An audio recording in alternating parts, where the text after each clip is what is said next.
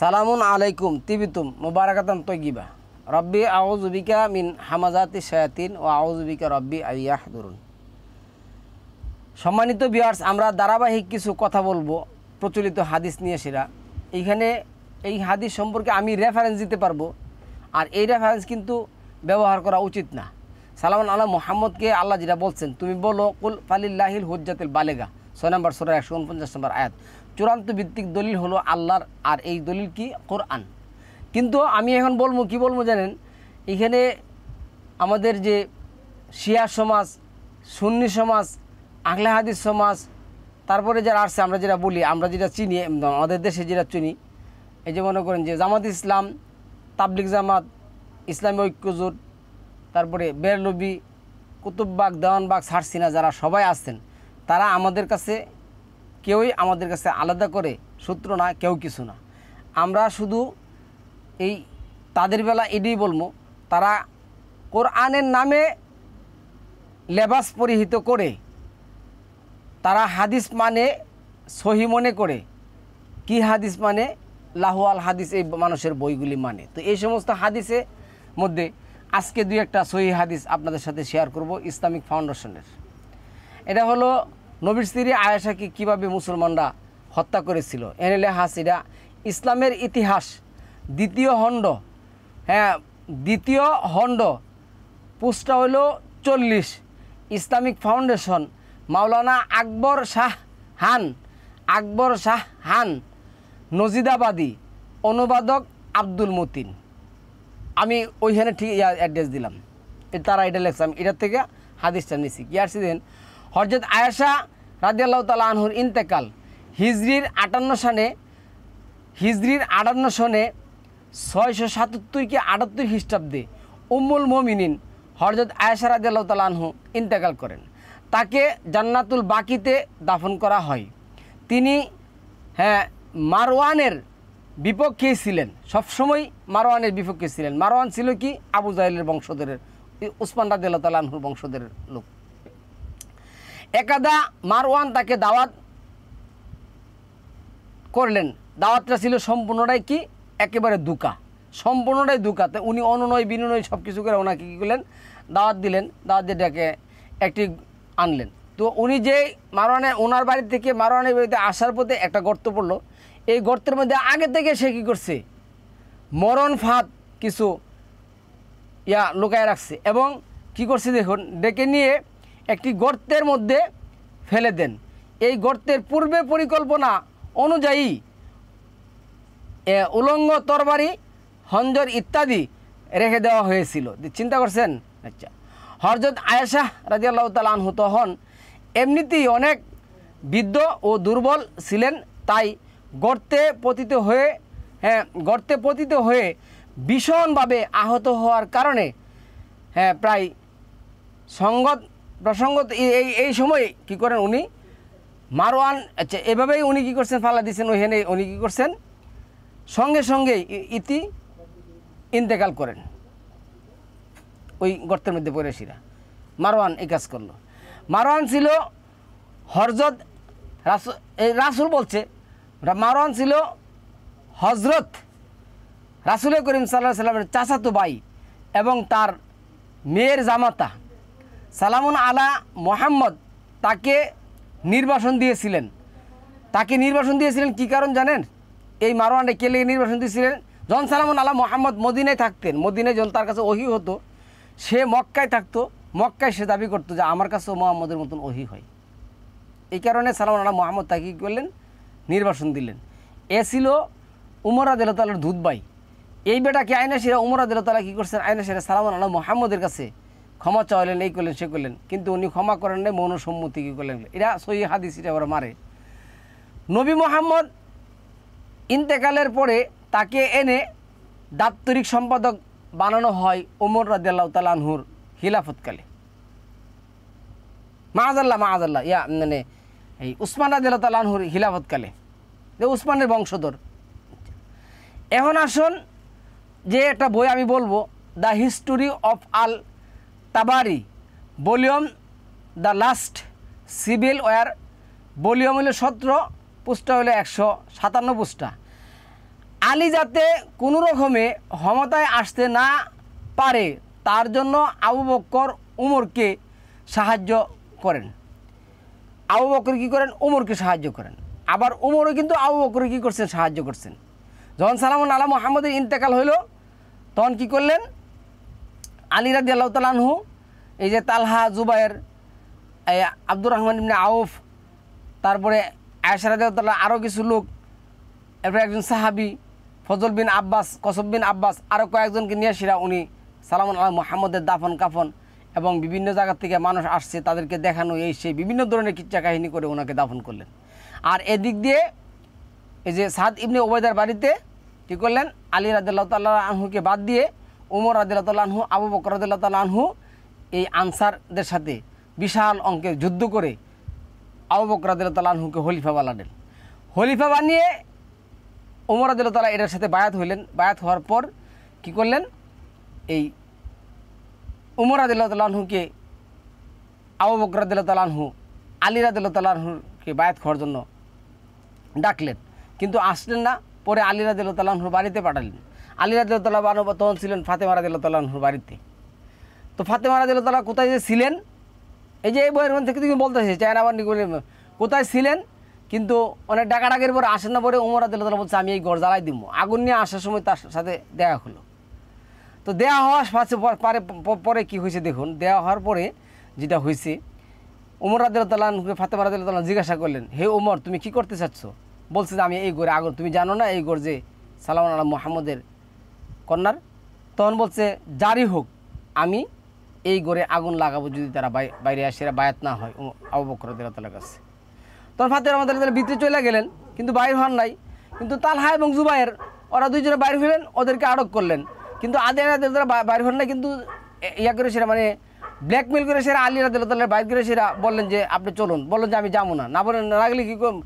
পরে ওরা নিলেন, বলছেন না গেলে আপনার গর্দান উড়াই দেবো, এই সেই বিভিন্ন ধরনের কিচ্ছা কাহিনী ওরা করলো। যাই হোক গেল। তো এই সহযোগিতার কারণে আবু বকর রাদিয়াল্লাহু তাআলা আনহু কী করলেন? উমর রাদিয়াল্লাহু তাআলা আনহুকে সাহায্য করেন।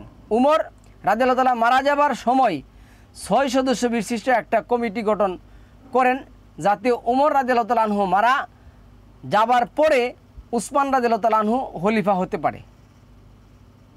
সিস্টেম করে গেলেন যাতে আলী এটার থেকে না আসতে পারে।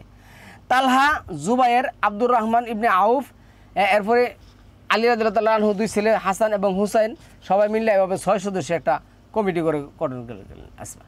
উসমান হত্যার সাথে হযরত আয়েশা হত্যার মিল আছে। হযরত আয়েশা আলী আবু বকরের বিধবা স্ত্রীকে বিয়ে করে। কেডা? আলী রাদিয়াল্লাহু তাআলা আনহু আবু বকর রাদিয়াল্লাহু তাআলা আনহুর বিধবা স্ত্রীকে যা সে কী করছেন? বিয়ে করছেন। উসমানকে প্রতিরোধ করার জন্য এই ঘটনাটা তারা সাজাইলেন। আলী আবু বকরের পুত্রকে ব্যবহার করে আবু বকরের পুত্র মুহাম্মদ বিন আবু বকর, আবার আব্দুর রহমান আছে, কিন্তু আরেকজন আছে আব্দুর রহমান, কয়েকজন বিদ্রোহীকে নিয়ে উসমান রাদিয়াল্লাহু তাআলাকে হত্যা করেন।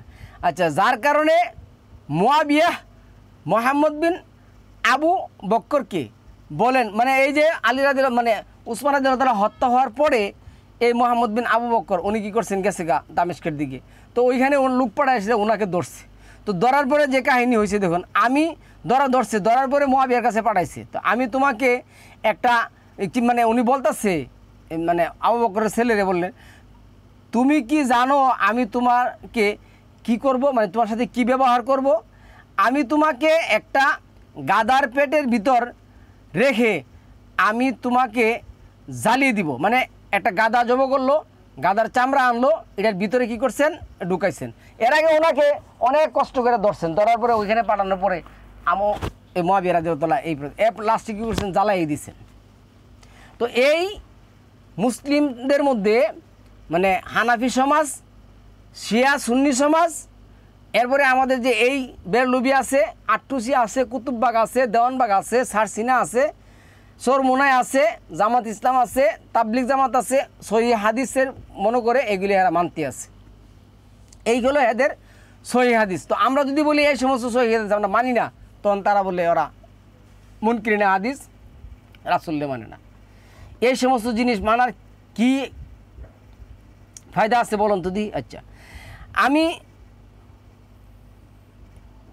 এরপরে যেটা আসছে উসমান এখানে যেটা বলছে, তখন আবু বকর মুয়াবিয়াকে, মানে আব্দুর রহমান মোহাম্মদ ইবনে আবু বকর যেটা বলতেছেন মুয়াবিয়াকে, হ্যাঁ উসমান তো অবিচার করেছিল, এখন কিন্তু অবিচারের ঘটনা আসছে।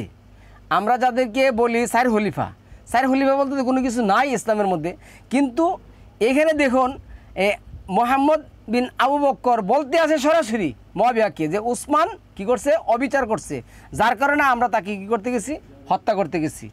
আচ্ছা, হত্যা করতে গেছি। আচ্ছা, একটা কোরআন চালু করে, আচ্ছা ওই যে উনি এটাই বলছেন যে উনি কি করছেন, অরিজিনাল কোরআন কি করছেন, পুড়িয়ে ফেলেছেন। হাফসা রাদিয়াল্লাহু তাআলা আইনে সেরা এই কোরআন আর ফেরত দেন নাই, এবং উনি নিজস্ব মতে করে একটা কোরআন কি করছে, চালু করছে। এখন এতে সন্দেহ জাগবে কি জাগবে না প্রচলিত এই মানে নাস্তিক সমাজের কাছে, বলেন তো দেখি। তো আল্লাহ যেটা বলছেন 2 নম্বর সূরা আল বাকারার এই যে 134 এবং 141 নম্বর আয়াতের মধ্যে, তিলকা উম্মাতুন কাদ হালাত, তারা একটা সম্প্রদায় ছিল যা বিগত হয়ে গেছে, তারা যা করে গেছে তা তাদের, তোমরা যা করো তা তোমাদের, তাদের সম্পর্কে তোমাদেরকে জিজ্ঞাসা করা হবে না, তোমাদেরকে সম্পর্কে তাদেরকে জিজ্ঞাসা না। তোমাদেরকে আমি বলছি 2 নম্বর সূরা আল বাকারা 146 নম্বর আয়াতের মধ্যে, 8 নম্বর সূরা 20 নম্বর আয়াতের মধ্যে, যে আল্লাযিনা আতাইনা হুমুল কিতাবা ইয়ারিফুনাহু কামা ইয়ারিফুনা আবনাহুম, আমি যাদেরকে কিতাবটা দিছি তারা যেন এই কিতাবটা এমনভাবে চিনে জানে যেমনভাবে তাদের সন্তানকে চিনে জানে। এবার আল্লাযিনা আতাইনা হুমুল কিতাবা ইয়াতলুনাহু হাক্কা তিলাওয়াতিহি, তারা যেন এই কোরআনটা কী করে সত্যসহ বুঝে বুঝে পাঠ করে, তারপরে আমল করে, ইমান আনে, তারপরে আমল করে, উলাইকা ইউমিনুনা বিহি, তারা মুমিন। তো এই সমস্ত কিচ্ছা কাহিনী আমরা শুনতে যাবো কিসের জন্য? আচ্ছা, তারপরে আসুন কি লেখছে, আমর ইবনে আস মুয়াবিয়ার সাথে ছিল। আচ্ছা, মুহাম্মদকে হত্যা করার সময় তখন আয়েশা আল্লাহর কাছে তাদের জন্য অভিশাপ করে দোয়া করলেন। হ্যাঁ, এই যে 38 হিজরি আয়েশার ভাই মুহাম্মদকে হত্যা করা হয় কার জন্য? এই সমস্ত যারা যারা এই মানে মুহাম্মদ বিন আবু বকরকে হত্যা করেছে, তারা যদি তখন কেলা ছিল কোন তো সাহাবাসারা, যে সাহাবাই ছিল সাহাবাসারা কেলা ছিল। তো এই সমস্ত কিচ্ছা কাহিনী কি আমাদের মানতে হবে, আর পড়তে হবে? পড়লে কি হবে, আর মানলে কি হবে? তো দলাদলি হবে। আমি যদি বলি যে হ্যাঁ জলিলুল কদর 4 খলিফার 1 খলিফা, প্রথম খলিফার ছেলে আবু বকর রাদিয়াল্লাহু তাআলা আনহুর ছেলেকে ওরা এইভাবে আব্দুর রহমানকে মোহাম্মদ ইবনে আবু বকরকে কী করছে, হত্যা করছে, ওরা দোষী এই সেই, তো কী হবে বলুন? যাই হোক গেল এটা 6265 নম্বর হাদিস। উকবা ইবনে মুকরাম আল আম্মি রাদিয়াল্লাহু তাআলা আনহু আবু ওয়াফাল বলেন যে আমি মক্কা আকাবাতুল মদিনা নামক ঘাটিতে আবদুল্লাহ ইবনে জুবায়ের রাদিয়াল্লাহু তাআলা আনহুকে গুলিকাস্টে ঝুলতে দেখতে পেলাম। বর্ণনাকারী বলেন তখন কুরাইশি ও অন্যান্য লোকজন তার নিকট দিয়ে যাচ্ছিল। অবশেষে আবদুল্লাহ ইবনে উমর রাদিয়াল্লাহু তাআলা আনহু তার নিকট দিয়ে যাওয়ার সময় থামলেন এবং বললেন, আসসালামু আলাইক ইয়া আবু হুবাইব। ওই যে আবু হুবাইব রাদিয়াল্লাহু তাআলা আনহুর ঘটনা। আবু হুবাইব, আল্লাহর কসম আমি অবশ্যই আপনাকে এ থেকে বিরত থাকতে বলেছিলাম। মানে আবু হুবাইব এখানে কী হয়েছে দেখুন, মানে বদরের যুদ্ধের পরে সালামুন আলা মুহাম্মদের কাছে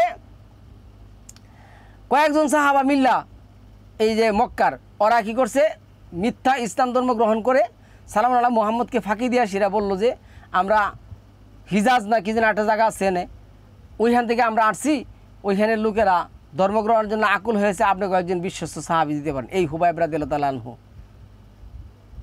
আব্দুল্লাহ বিন জাহাশ রাদিয়াল্লাহু তাআলা আনহু, আরও কয়েকজন রাদিয়াল্লাহু তাআলা হেরা কী করছে, ওরা ধরে সেরে এই যে হুবাইব রাদিয়াল্লাহু তাআলা আনহুকে হত্যা করছে। এমনভাবে হত্যা করছে, এর ইতিহাস আমার কাছে আছে, পরে বলবো। তো আবদুল্লাহ ইবনে উমর রাদিয়াল্লাহু তাআলা আনহু এর এই অবস্থান থামা ও তার বক্তব্য হাজ্জাজের কাছে পৌঁছল। তখন সে আবদুল্লাহ ইবনে জুবায়েরের কাছে লোক পাঠালেন এবং তাকে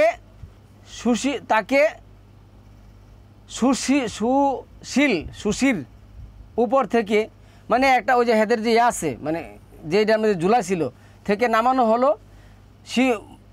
হলো। এরপর ইয়াহুদিদের কবরস্থানে তাকে নিক্ষেপ করা হলো। এরপর সে তার মা আসমাহ বিনত আবু বকর রাদিয়াল্লাহু তাআলাকে ডেকে পাঠালেন। তিনি তার কাছে আসতে অস্বীকার করলেন। হাজ্জাজ পুনরায় তার কাছে থেকে লোক পাঠালেন তার কাছে আসার জন্য, এই বলে যে তোমাকে অবশ্যই আসতে হবে, অন্যথায় তোমার কাছে এমন লোক পাঠাবে যে তোমাকে তোমার চুলের বেনি ধরে টেনে আনবে। বর্ণনাকারী বলেন তারপরেও সে অস্বীকার করে। তারপরে হাজ্জাজ বলেন আমার জুতা মোজা আনো। তারপরে সে জুতা পরিধান করলো এবং দ্রুতগতিতে আসমাহ বিনতে আবু বকর রাদিয়াল্লাহু তাআলার কাছে পৌঁছলেন এবং বলল, তুমি তো দেখলে আল্লাহর দুশমন তোমার পুত্র ইবনে জুবাইর রাদিয়াল্লাহু তাআলা আনহুর সঙ্গে আমি কি আচরণ করেছি? তিনি বলেন, হ্যাঁ আমি তোমাকে দেখেছি, তুই তার দুনিয়া নষ্ট করে দিয়েছিস আর সে তোর অতীত বরবাদ করে দিয়েছে। তাহলে এই সমস্ত কিচ্ছা কাহিনী পড়লে কি হবে বলেন তো দেখি? আল্লাহ গিলি পড়তে বলছে? হাদিস তো মুসলিম শরীফ, ইবনে আব্বাস রাদিয়াল্লাহু তাআলা আনহুর কাছে এসেছিলেন এবং আমার প্রশংসা করেছিলেন, কিন্তু আমি এই পছন্দ করি না যে আমি লোকের স্মৃতি হারিয়ে যেতে সম্পূর্ণ বিস্মিত হয়ে যেতাম। তো এখন আমি আপনাকে বলছি এই হাদিসটি এইখানে বলার কারণে এটি কিন্তু খুব উঁচু লেভেলের বইয়ের মধ্যে আছে। আমরা তো চড়ি বই যেটি পড়ি, ওই সরমনার হুজুরের স্বপ্ন পড়ি, আট্রসি কুতুববাগ দেওয়ানবাগ হুজুরের জীবনী পড়ি, তারপরে এই যে মনে করেন যে বেরলবিতে অথবা দেওবন্দে থাকলে আমরা আশরাফ আলী থানভীর অথবা হলিল আহমেদ আম্বেদবীর অথবা মানে এদের কী পড়ি, এই যে ইলিয়াস সাহেবের স্বপ্ন কিচ্ছা কাহিনী বুঝতো আমাদের ধর্ম শেষ। কিন্তু ওই সমস্ত বইগুলির মধ্যে এই সমস্ত কিচ্ছা কাহিনী কি আছে? লেখা আছে। এই সমস্ত হাদিস না মানলে আমরা মুসলিম না, আমরা হলাম অমুসলিম। এই জন্য আমি ধারাবাহিকভাবে কয়েকটা হাদিসের আলোচনা করব। এটা হলো আয়েশা সিদ্দিক রাদিয়াল্লাহু তাআলা আনহুর মৃত্যুর বিষয়ে সহিহ হাদিসে আয়েশা সিদ্দিক রাদিয়াল্লাহু তাআলা আনহুর মৃত্যুর ঘটনা, যা শিয়া সমাজ, মুসলিম সমাজ শিয়া, যা মুসলিম সমাজ হানাফি, যা মুসলিম সমাজ আহলে হাদিস মানতেছে। সালামুন আলাইকুম তিবিতুম মুবারাকাতুন তৈয়িবা।